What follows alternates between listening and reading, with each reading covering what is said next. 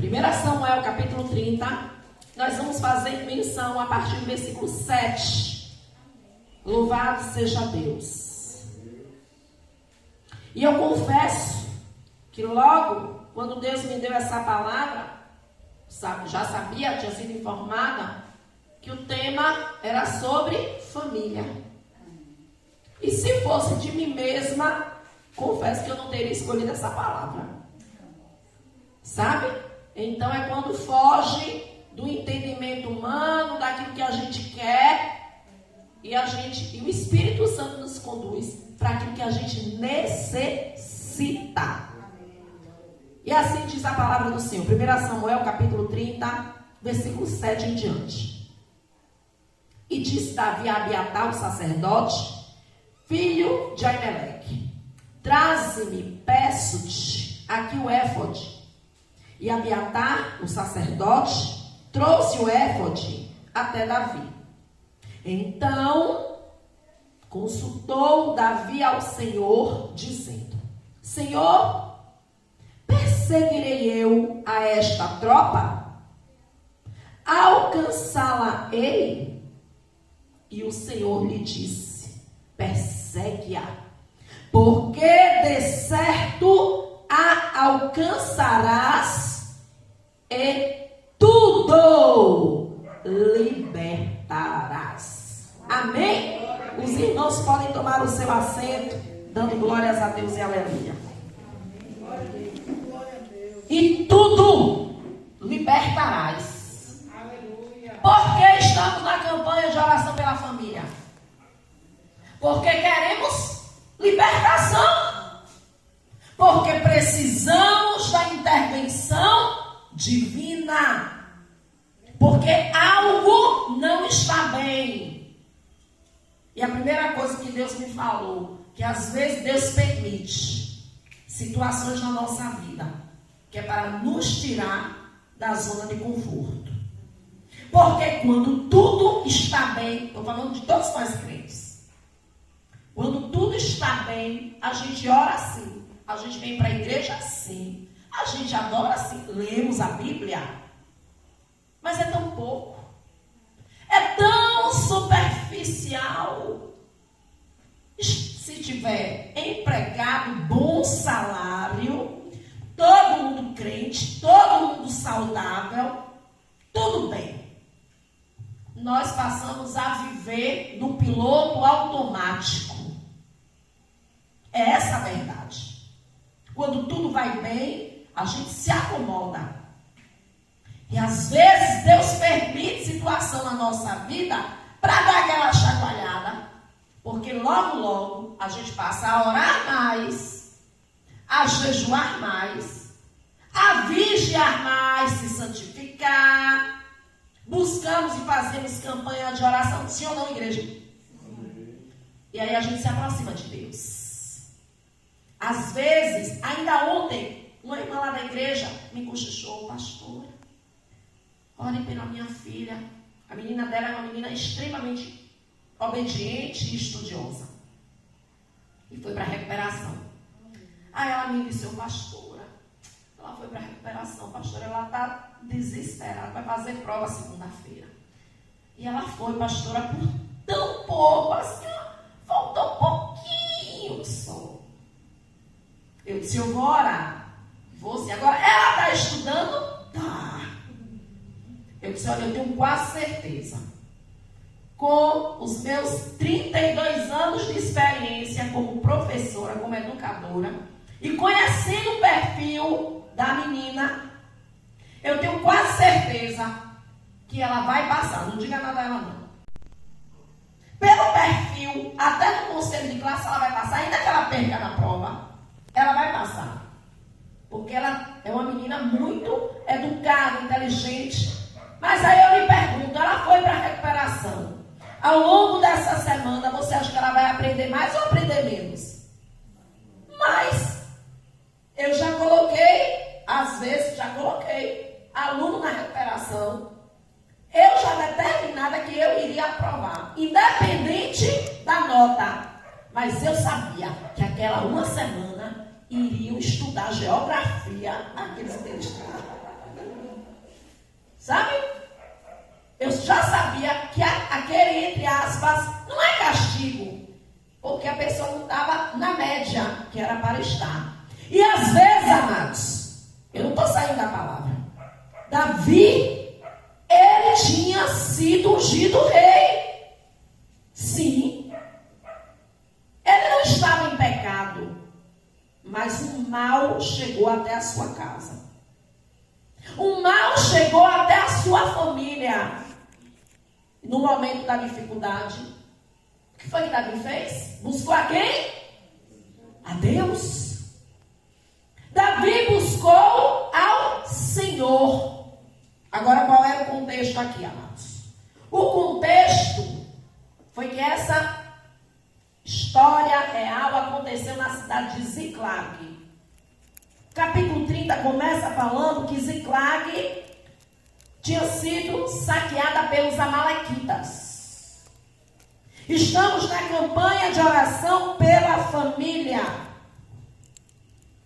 Mas quando você volta para o capítulo 29, para o capítulo 28 e 27, a gente vai perceber aqui o contexto que Davi, sim, sendo um homem segundo o coração de Deus, e nessa história o errado era Saul e não Davi, o desobediente era Saul e não Davi, mas Davi sabia que a aliança de Deus era com Israel e não com os filisteus.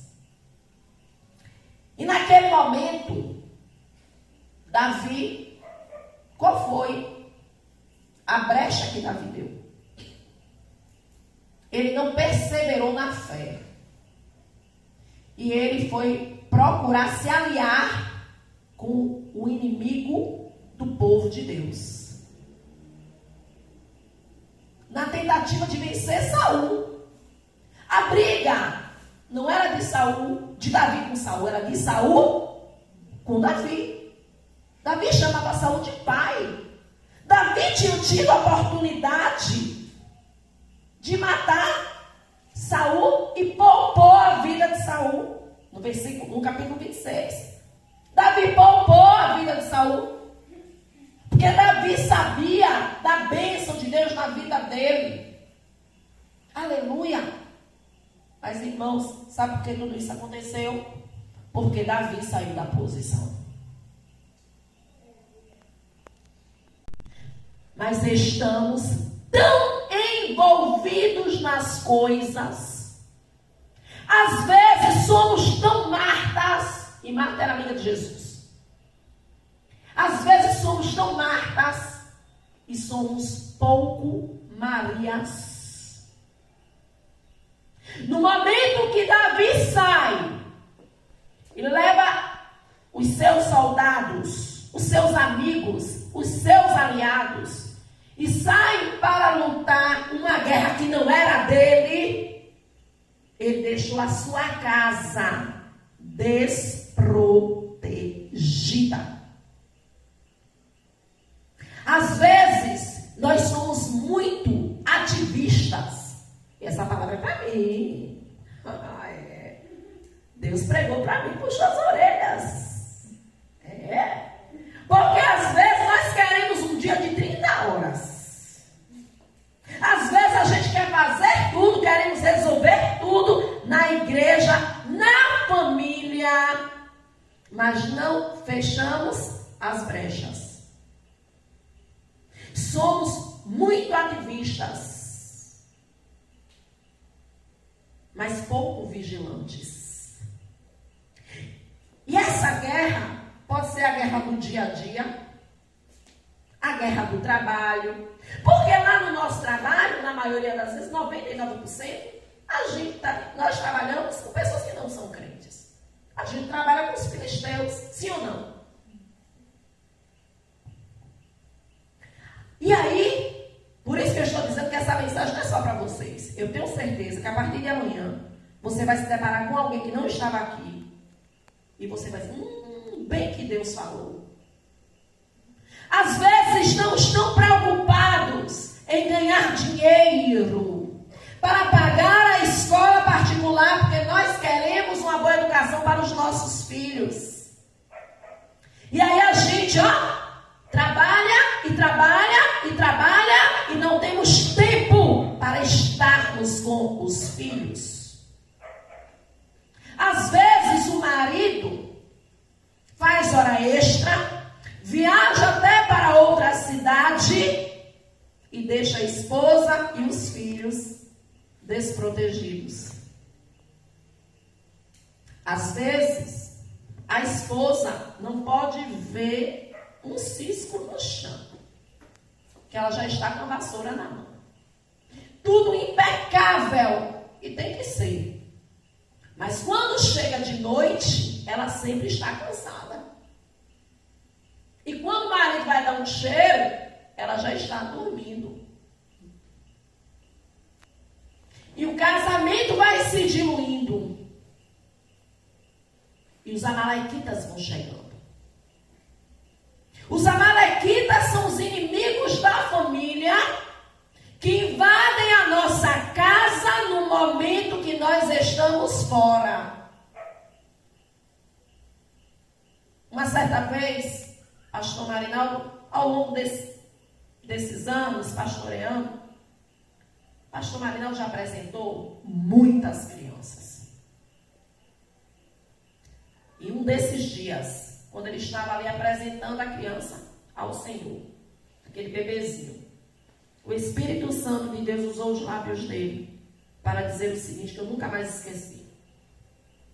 Foi a primeira vez que eu ouvi isso. E o Espírito de Deus usou ele para dizer o seguinte, nesse momento, eu estou aqui, Senhor, te apresentando esta criança. Que o Senhor dê sabedoria aos pais para apresentarem o Senhor para esta criança. Porque uma coisa é apresentar a criança a Deus e outra coisa é apresentar Deus para a criança. Vai lá no dia, leva a criança, apresenta, recebe certificado, tira uma foto e pronto. Porque às vezes até pessoas que não são cristãs vêm para a igreja e trazem a criança. Às vezes tem pessoas da nossa igreja que trazem a criança e depois a criança só ouve falar de Jesus quando está na igreja. Achei tão linda ali, a porta ali, ó. Porque delas é o reino dos céus. Tem criança nas nossas igrejas que só escutam falar de Jesus quando entram pelas portas da igreja. Tem filhos de crente que só são crentes na igreja. E os amalequitas tomam espaço. Jesus disse em João capítulo 10, versículo 10. O ladrão vem para quê? Matar, roubar e destruir. Mas no mesmo versículo, na parte B, Jesus diz, mas eu vim para dar vida, e vida em abundância. Sucedeu, pois, no versículo 1, que chegando Davi e os seus homens ao terceiro dia a Ziclague, já os amalequitas com ímpeto tinham dado sobre o sul e sobre Ziclague, e tinham ferido a Ziclague e a tinham posto a fogo. Prejuízo material. Versículo 2. E levaram cativas as mulheres que estavam nela, porém a ninguém mataram, nem pequenos, nem grandes. Tão somente os levaram consigo e foram pelo seu caminho. Amados, prejuízo financeiro, você pode restituir, sim ou não? Tem um ditado que diz que vão-se os anéis, mas ficam os dedos. Talvez alguns de vocês já tenham sofrido um assalto. Graças a Deus não. Mas eu já ando com a palavra na ponta da língua. Se um dia me assaltarem, aquele bandido vai ouvir a palavra. Se der tempo. Se der tempo, vai. Se der tempo, vai. Eu vou olhar para ele, ô Senhor.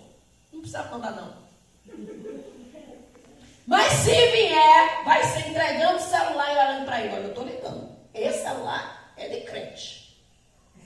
Eu quero dizer que a partir de hoje eu vou orar por tu toda noite. E ainda lhe digo mais, tua mãe está em casa orando por você. Amém, igreja? Amém. Porque todo rapaz envolvido nessas coisas tem uma mãe que ora em casa. Tem um joelho dobrado. Eu espero que eu nunca passe por isso. Mas só se não der tempo. Porque se der, eu ainda evangelizo ele. Se der tempo, eu ainda evangelizo ele. Mas as perdas materiais, você reconstrói. Deus te dá forças. Eu conheço várias pessoas que, infelizmente, passaram por um assalto. O bandido levou o celular ruim. E a pessoa deu glória a Deus. E agora tem um celular melhor do que o ladrão levou.